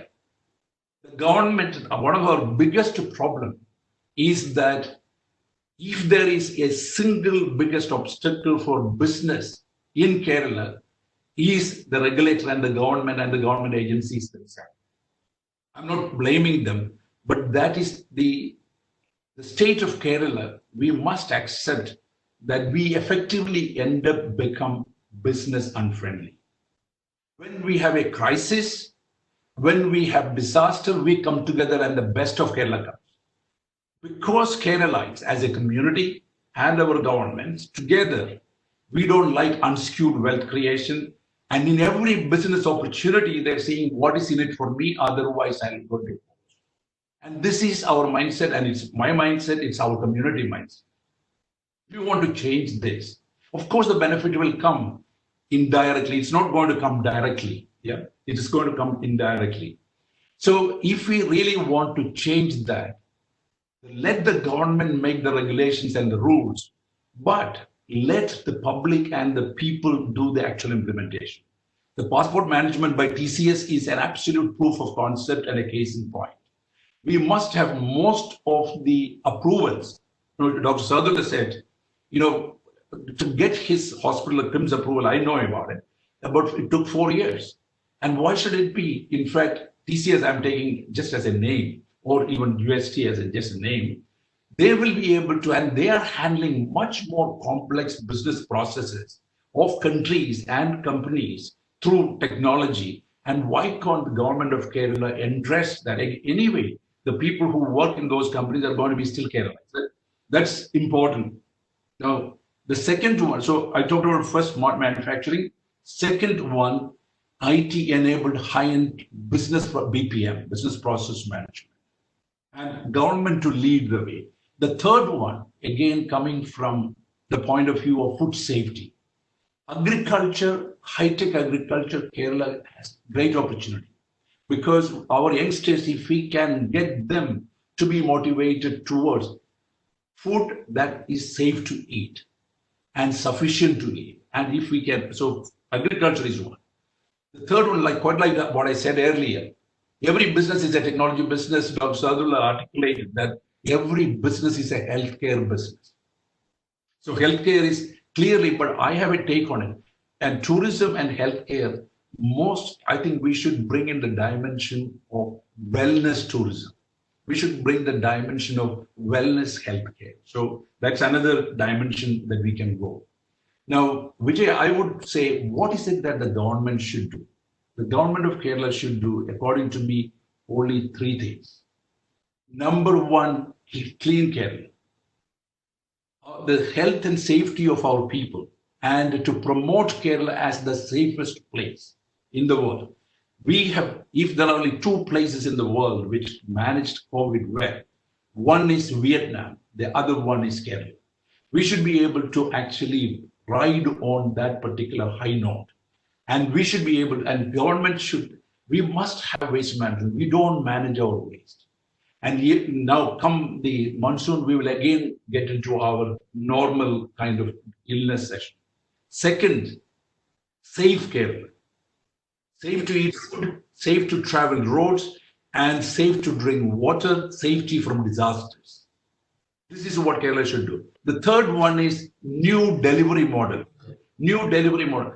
Vijay, is it difficult for us to comprehend that a company like TCS, Wipro, Infosys, UST, will they not be able to manage the approval of building plans?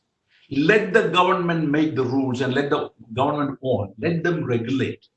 But implementing that, let it be given to a professional organization and let them manage it. And let's actually we have to do this. The people are one and the same. Whether it is done under the auspices of Infosys or whether it is done under the auspices of the government, it is the people who work are exactly the same, except that they have different accountabilities and responsibilities. And this one change, if we can get, I think we will be able to get all of the manufacturing, the smart manufacturing, we will get the healthcare, we will be able to get IT-enabled business process management if we can make this change. So we must get the new delivery models. And this is where I'll stop. Thank you very much, VK. We now open for questions, and I keep reading out the questions. Some of it I will tell for whom it is. Others, one of you can pick up. And as questions come in, I'm not going to be difficult to answer all of them, but we have had over 220 people on the listening to this program. So, it's an interesting model. At this point, I think it's about 208. And so maybe the first question again to VK, how can Kerala catch up with what China is doing because of the high cost of labor? US and others may prefer North India or Kerala. A question from Ashok Kumar. So I do not believe that Kerala will be able to, or India will be able to compete with China because of the discipline as well as the efficiency as well as the state capitalism that supports the whole thing.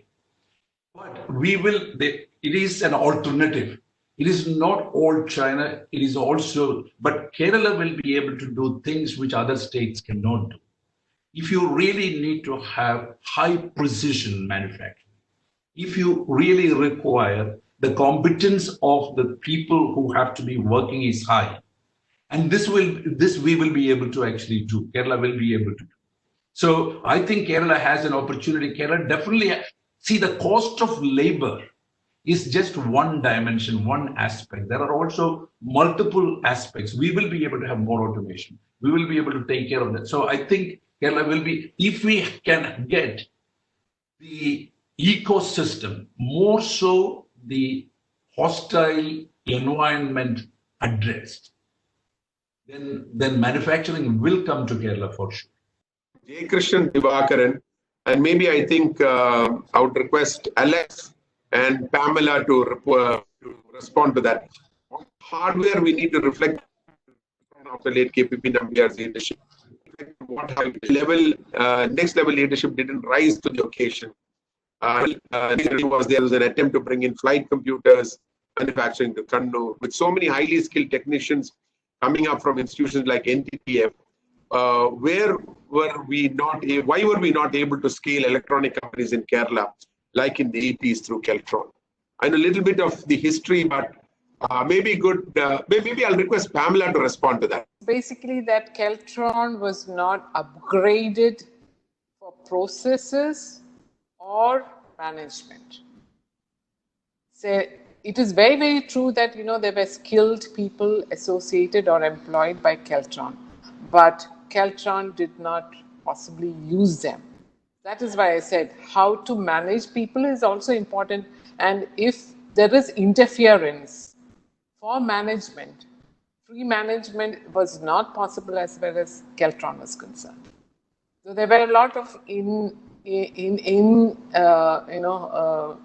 not productive way, people could operate because there was a lot of political, interferences, and that was one of the main reasons why Keltron got stuck, because further investments, upgrading was not done, and government definitely had, and Keltron could have, raised the revenue for reinvestment or upgrading, but possibly somewhere it was sort of stalled because of interference. This is what I think, and should not have been. That is why I said, employer, or whether it is government related or government companies, there shall not be any interference in managing a business by government. You give a guideline as to how certain things can be done. You're not, we should not be doing, say, like recommendation for employment, recommendation for, buying certain things from X, Y sources only. Those are things which I would say were interference as well as Keltron. Keltron was a beautiful company with beautiful people with, skills, but were not utilized. I think. No, Alex, I have one question. You can add to that along with that. This is something which is a bit on the. This is a question by where she's telling what is the possibility of using data analytics in the healthcare sector. Thank you. I think both are great questions. Just to add on to what Pam said. I think, in my opinion, government shouldn't get into the running of the businesses. When the scale we had a great start. I think they can incubate and create the infrastructure and probably help in setting up the ecosystem. But if they shouldn't get into the running the business, because the priorities are very different and so on and so forth. And we had a great start, but in terms of the kind of talent they brought in, who's got the financial acumen or the business acumen, completely failed in the second and third lap, and which resulted in an organization which even in the current context will not survive. I think that's also another piece of information. I think I would say we will strongly recommend, and when in the final round I have a few suggestions for that, but I think that also added to the issue. The second question is on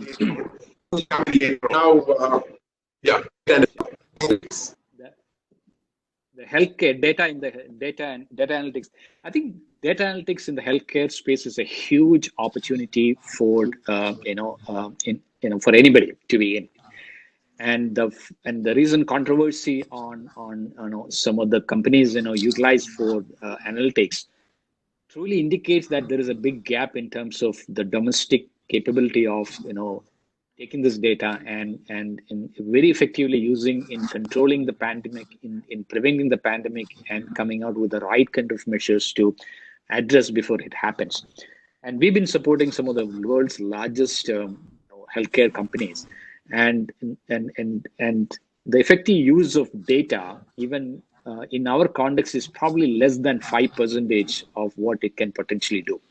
So in terms of clinical research, in terms of pandemic control, in terms of virus control, all of them, I think this data plays a big role, especially when we have a very well-established healthcare services in the state of Kerala, and also fueled by the availability of bandwidth in the last mile. I think in future, every citizen of Kerala will probably take care of their primary healthcare and secondary to some extent without even visiting a hospital or even seeing a patient, seeing a physician, which will be done either by a telemedicine or by some healthcare sensors and devices which could be managed and monitored remotely. So in that space, I think the data analytics in that healthcare has got a huge potential. Yeah, I made a mistake. Actually, that question was from Vijay Nair. It was Vijay Nair's question, which you just responded.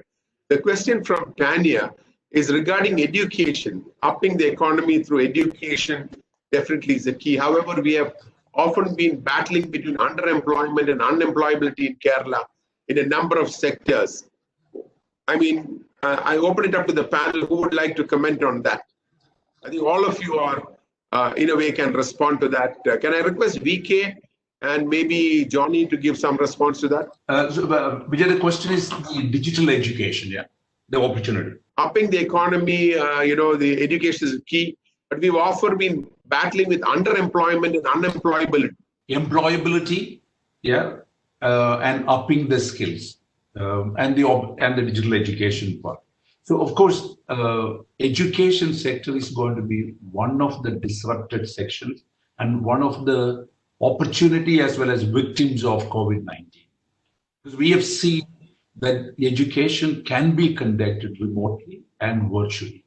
And it opens up a huge opportunity that is with respect to the competence development and employability, because the classes which are conducted by most eminent people in the world can actually those classes can be attended by even the remote villages in our state.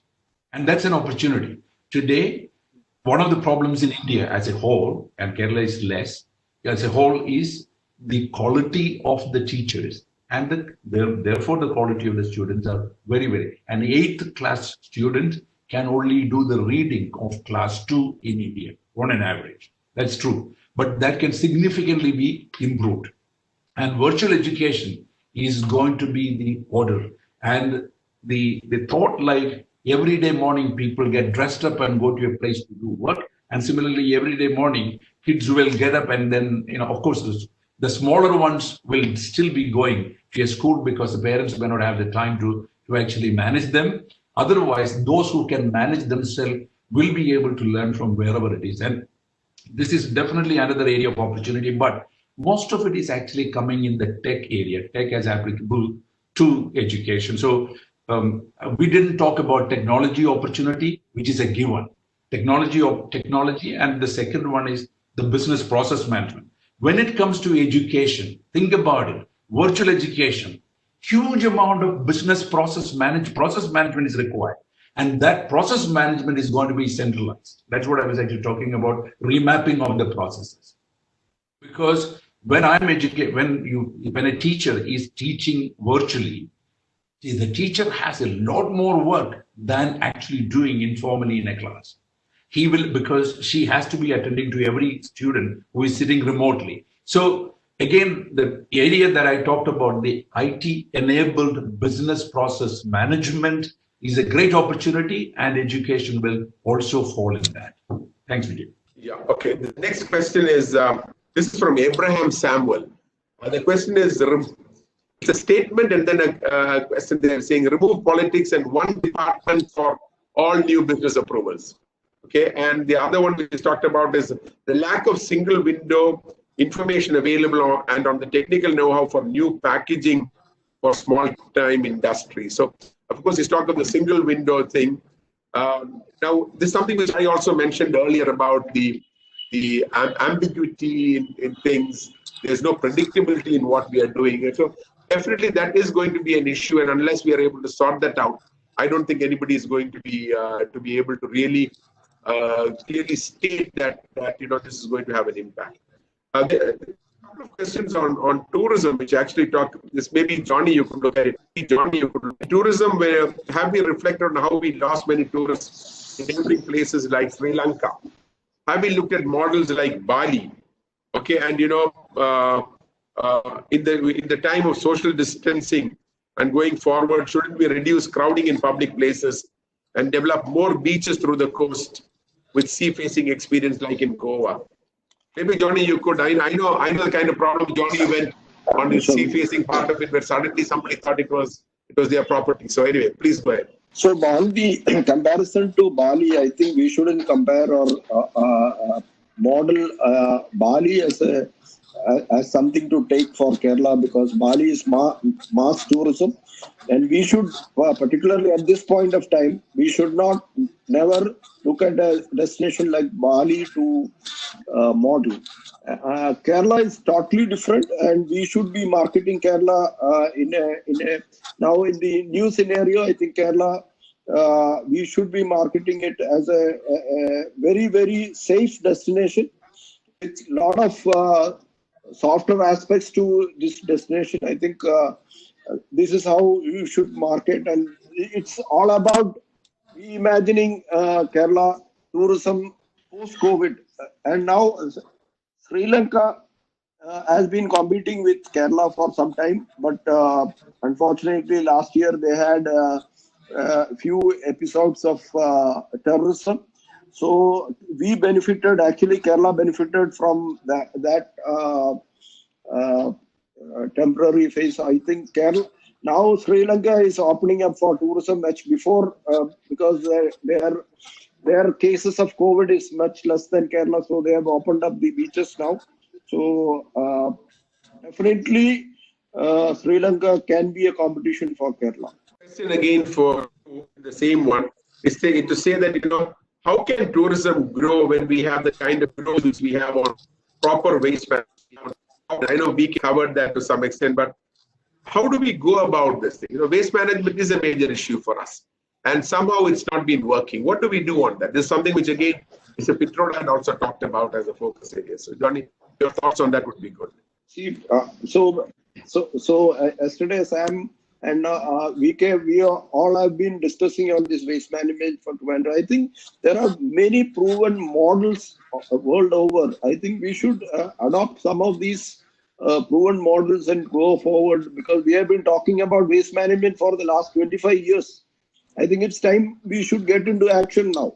Just 1 second, one sentence I will add. We should not be depending on decentralized waste management, at least in the metros. In Trivandrum, Cochin, Calicut, Kollam and all that, we should have centralized waste management. And I don't think a lot of research is required, because cities have been doing it so effectively. Villages, of course, are the places decentralized waste management is possible. But the reason why it is perhaps not happening is because citizens are not are trusting the government will be able to do. Here also, I would say we should bring private companies to come and do it, and make the governance in such a manner that they will not run away, and they will be able to do it in a sustainable way fashion. I think it is number one priority. I remember writing a piece in the Manorama a few years ago after visiting the centralized plant in Singapore, which is actually headed by a Malayali from Trivandrum. So the thing is that we are able to do it around the world. We are not able to do that here. Let me come to the next. This is a question from Mujib. He says that tourism is a silver bullet and remains to be a sector that has phenomenal opportunities to be tapped. But I'm kind of perplexed at the call for a social fund to rescue the industry. If I heard correctly, 75% of the employees are being furloughed, is what he has said. Maybe you need to briefly explain out what Mujib hasn't understood what you talked about there. It is not a, I think or maybe I'll respond to that. It is not a social fund. It's not something which is subsidized. It's basically a fund which they have access to, which is being used for that, where the returns is not very high. Correct? Is that what Johnny you had talked about? Yeah. So this fund should be utilized to provide liquidity to all the entities who have lost revenue, and it should be repaid with interest after maybe 5 or 10 years, when the industry is back in shape. And so what the money does now is that when you get this money, which can be utilized for wage protection, it can be used for settling your suppliers' bills, and also it will also help you to gain confidence to continue in this business. Otherwise, you will let go of this business, and because we are looking at different sizes of business now. So at this point of time, liquidity is more important. So when you have cash in hand, you are going to survive there. Kerala have more than 100 Krishi-related departments. I called recently Trivandrum Krishi number, which came in Manorama, which was there, for a few growth-oriented seeds and plants. They said contact Krishi. I went to Kodakal. They said only a few items here, you check some other place. Problem is this. We have a visitor mechanism. So it's basically, I think there is more of government and less of governance. And a lot of what VK and others talked about earlier is very, very relevant on this. This is something I think tourism is there. This Dekishan, why can't we look at, maybe I look at Alex responding to that.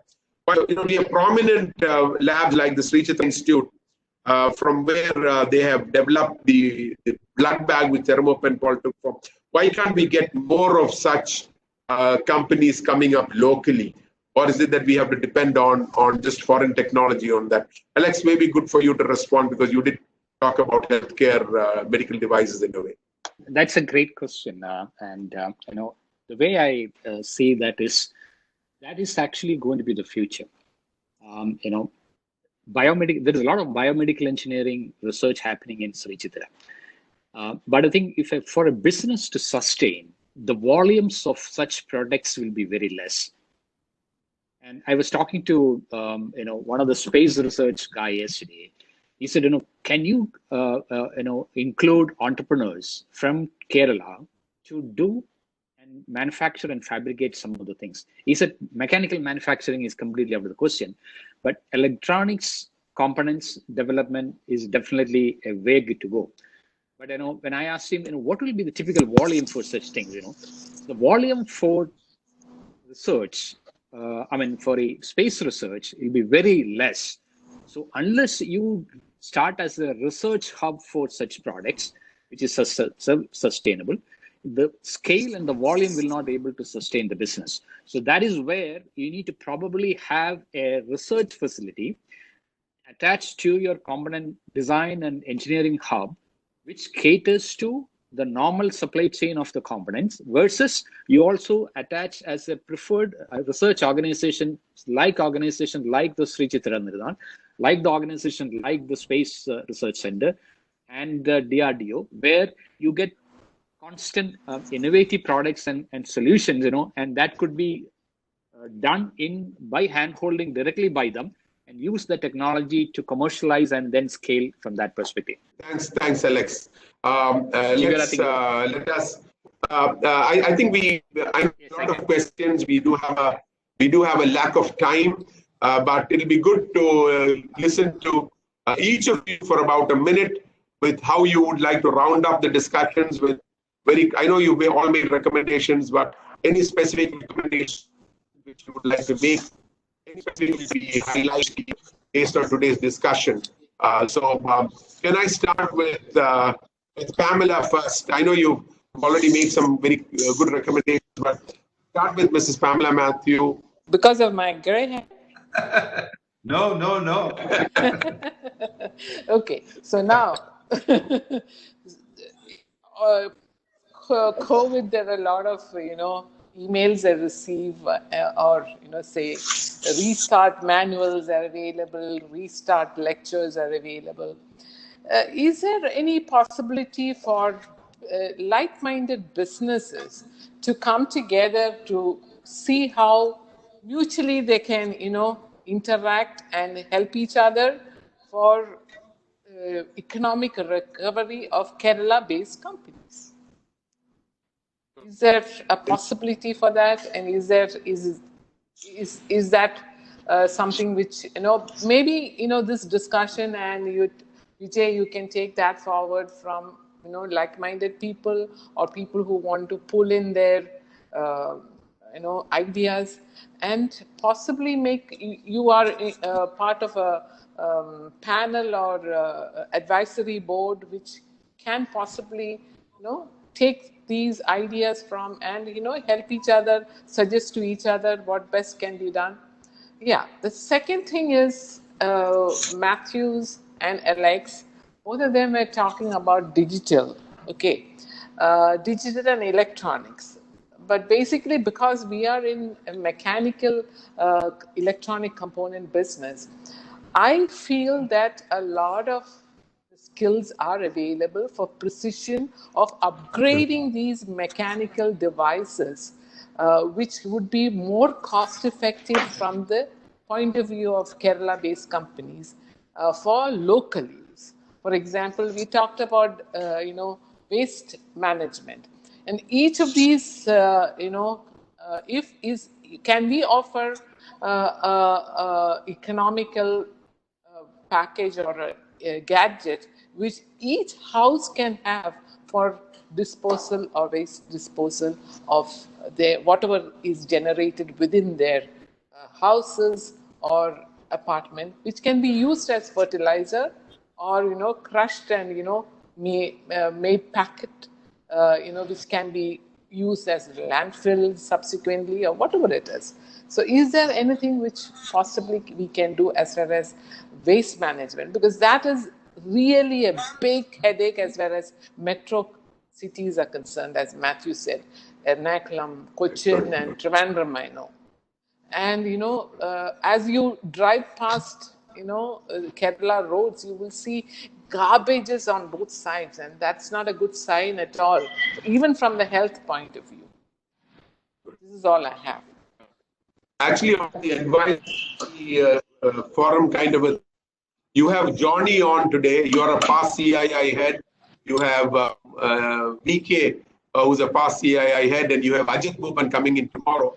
I think we should not depend on government. I think it's necessary for these organizations to get together and provide this support, provide this call center kind of a thing where people who are looking out for sick can be helped out. So anyway, it's an interesting thought, and I think it's something which definitely should be one of the thoughts which come out in terms of what can get done.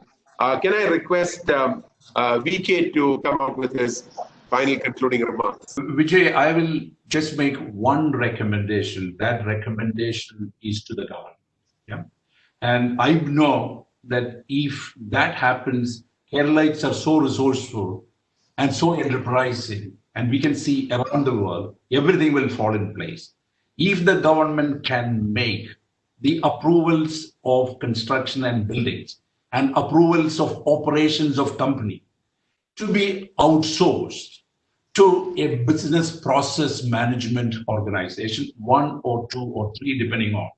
If this can be the approval, all of the approvals for construction, including CRs, everything, within the ambit of the state, and the cooperation of the companies, the compliance to rules is going to be done, certified, done by a private organization, then Kerala will become the destination, absolute destination for the businesses, any businesses. And I think then we will become the #1 and the finest place. I'm going to take a minute just to explain out something which happened in the early days of Technopark, when we actually approached government saying that we want all the approvals should be given by Technopark. If you remember, in the initial days, that was what was happening. Building approvals, we didn't go to the corporation or anyone, setting up. And we said no environment clearance required. The only approval which we said would go to the inspectorate. So I remember Mr. Karnagaran calling a a meeting of all the departments, and then the local administration person said, there is a problem, we will not get our fees.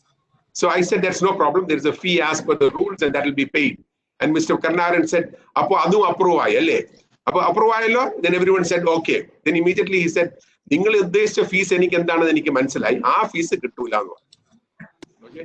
So the thing is that discretion that is there is normally used for corruption, and everyone knows about it. So in fact, I remember when TCS decided to put up that building, the first building within Technopark, the approval was given within 3 hours. We gave it within 3 hours. It's not that single window is not there or it doesn't work.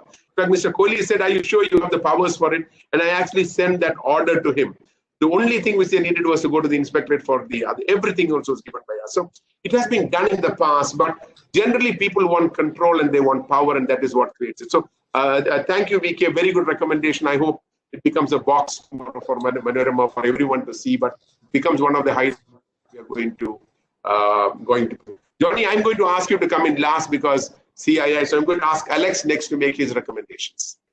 One is, I'm actually recommending to come out with a Kerala fund. Slightly different from what Johnny was talking about. Today, I think Pam talked about how do you get the like-minded people to come business and make it a success. So instead, I'm saying that if you're going to start let's say a medical manufacturing cluster, or if you're looking at some research in terms of pharma or biomedical, all of them, let's create a fund for it. And the typical way we do is we start an industry and then take it forward. I think and create jobs. But my suggestion would be not to look at any particular business for creating jobs. Let us look at create an ecosystem and make sure that we have an end-to-end supply chain being fully handled to that. And I wanted to make this fund a little more democratic, because when 50 people contribute $1 million or $2 million, the like-minded people of 100 people are working together to make this a success. I think that model may be a better thing, and government should stay only in creating the basic infrastructure in terms of the utilities and the land and all of them, maybe the governance. But this fund will drive the business end to end and make it a success. And second thing is very fundamental. This is we can all do, but if government cannot instill confidence in the investors, it's going to be an issue. There are fundamental course corrections that we need to make in terms of the labor policies, the hartals, and the disruption of work, and all of them need to be addressed very quickly. And together with the industry, I think we probably need to have a very, very strong branding for Kerala outside. And because today the timing is very good, because we earned some brownie points in terms of our ability to contain the pandemic in a fashion which is much better than others. I think leverage on that and making sure that we have a very, very strong branding done with the industry, and so that you can build on top of it. And the third one is in a very strong and way to enrich the education system. I think a lot of changes are being sought, but that's happening. But I think we need to look at, if anything to happen, especially in the context of working from home or working from Kerala, I think we need to make sure that the workforce is actually trained in the schools and making sure that there's a strong industry academy participations, and also setting up engineering labs and design labs in schools so that they get an exposure much before they get into the industry. So I'll start with that. Thank you. Johnny, before I say something, request you to please your concluding remarks. I have only two recommendations. I think Kerala should reimagine tourism as a sector, and it should place tourism as one of its most important agenda post-COVID. I think why? Because it's going to support a lot of jobs and livelihoods in Kerala, and the ability of tourism to bounce back and drive the economy of other sectors is also something to be taken back today, because this will really boost other sectors, and tourism is one sector which needs a lot of attention in Kerala post-COVID, and we are at the right place today because of how we have handled COVID. So this is one recommendation. Second, we have been always talking, VK, GVR, we have already always have spoken, Kerala to come out of doing business on their own. So they are into movie theaters, they are into now creating more IT parks. I think it's time that they come out and they should look at what VK was saying, delivery. There is a lot to do in delivery today. It's automation of the licensing, delivery of the needs of the citizens. I think their time should not be taken away for running business. There are a lot of business they are running, hotels, resorts, all these kind of business is taking away a lot of good bandwidth of the government. I think they should concentrate on what they are good at. This is the second recommendation. That's all. Thank you. So basically what you're saying is government has no business to be in business unless it is something which is really going to have a social impact. In fact, I fully agree with you, and I think government should actually be focusing on education, health, social justice, and looking after the welfare of the poorest of the poor. They should leave business to businessmen who can do that. I just have one major thought which I think I should mention, something I mentioned before. It's clearly, if we are looking at agriculture, and everyone is giving a lot of lip service for agriculture, saying any barren land we will start cultivation, etc. Unless we really redo the Land Reform Act and the land sealing rules and allow people to start cultivating things there. So why should you say that you can only cultivate tea? Why can't you cultivate vegetables? Why can't you cultivate fruit? Why can't you cultivate something else? You don't have to use it for, but I would say any kind of agriculture, any kind of farming, and any kind of food processing should be allowed within the agriculture land. So if you really look at it, the kind of return which we are getting from the mid-altitude tea is finished over the last several years. Those organizations, they have a lot of land, but they are not making any money. They're not employing people. We should even allow them to actually put up private forests if required, and maybe create, you have all these animals from the old circuses, etc. You create private parks, animal parks if you want to. But clearly we need to think out of the box there. And I don't think government should be shy away from the fact that, if I touch the Land Reforms Act, is something going to happen. Every government has wanted to do it, but they are afraid to touch it. Today is an opportunity for us to do that. The other one was something which I've been talking earlier, I mentioned. We need more of governance, but we need less of government. And what VK talked about, outsourcing approvals, is something which is there, because at the end of the day, the passport is not signed by the TCS guy. It's signed by the passport officer who sits there. So we need to make systems efficient. We need to make, what is government supposed to do? Government actually has to make the life of the individual, of the citizens of the state, much more comfortable. And I think that is where I said, what Sam Petroda said the other day, we can't provide jobs for everyone. Let us make it comfort for everyone to live in this state. And that is something which is important. So let us focus on that. Thank you very much, VK Mathews, Alexander Varghese, Pamela Mathew, Johnny Muthoot, Dr.Sheriff Sahadulla, for the time that you spent, for the excellent input that are there. Thank you, over 250 participants who took part. Thank you, Koshametam Finance, for associating with this event. Thank you very much, everyone. And I would say a great second day. Please remember that tomorrow, again, we meet at 10 with another very eminent panel. You will find out from Manorama the recommendations of this today. So read the paper tomorrow. Look at that. You will see what is happening. And then we will have the panel out, and a similar link will be there on which you can connect on. Thank you very much. Let's look forward to meeting again tomorrow morning. Thank you very much, panel. Thank you, Manorama, for organizing this, because I think that initiative which Manorama has taken, and the platform for further development which Sam Petroda had talked, where he said he will work with Manorama to actually focus on the areas of development is great. So thank you very much, and we meet again tomorrow morning 10 o'clock. Thank you.